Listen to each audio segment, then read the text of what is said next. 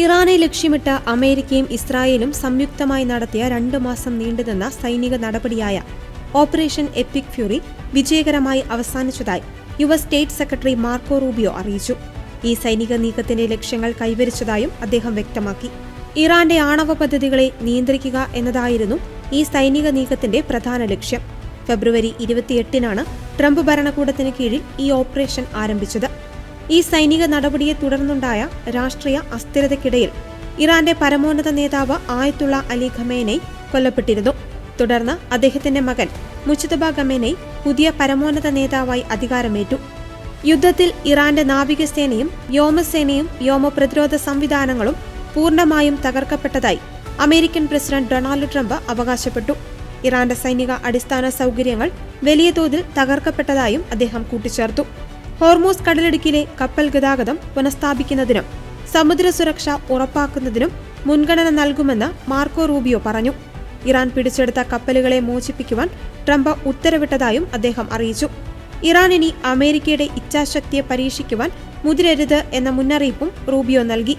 സമാധാനത്തിന്റെ പാതയാണ് തങ്ങൾ ആഗ്രഹിക്കുന്നതെങ്കിലും ദേശീയ താൽപര്യങ്ങൾ സംരക്ഷിക്കുവാൻ സൈനിക ശക്തി ഉപയോഗിക്കുവാൻ മടിക്കില്ലെന്നും അദ്ദേഹം വ്യക്തമാക്കി. അമേരിക്കയെ വീണ്ടും ശക്തമാക്കുന്നതിന്റെ ഭാഗമായാണ് ഇത്തരം നടപടികളെന്ന് അമേരിക്കൻ പ്രസിഡന്റ് ഡൊണാൾഡ് ട്രംപ് പ്രതികരിച്ചു.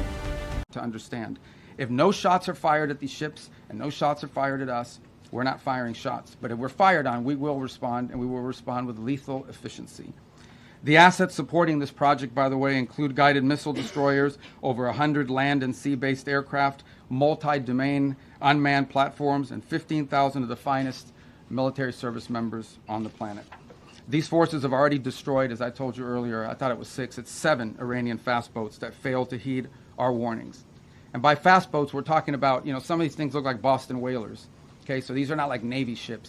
But nonetheless, they come fast at these boats, try to swarm them, try to harm them. We're not going to let that happen. So 7 of them now sit at the bottom of the sea, along with, by the way, the rest of Iran's Navy. That's where you can find their Navy today.